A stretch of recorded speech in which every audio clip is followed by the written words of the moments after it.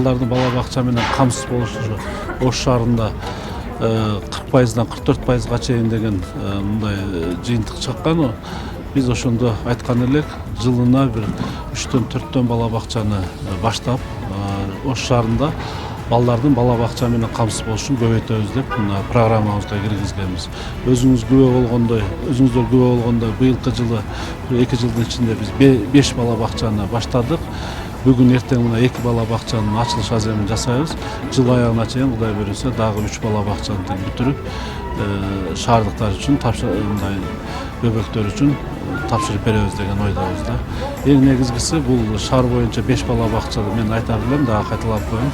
Жетишсиз биз жылына ушундай 4төн 5тен бала бакчаны куруп, элибизге тапшырабыз деген ойдобуз.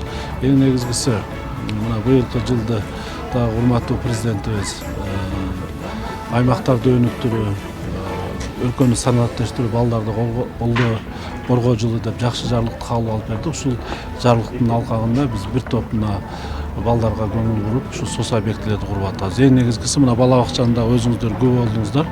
Мына санарип бала бакча болду да. Бул жерде балдар толук мындай ушу бала бакча кабыл алынды, электрондук кезек менен кабыл алынды. Билим алуусу, тарбия алуусу да бардыгы ушу санариптин негизинде тарбия алышат.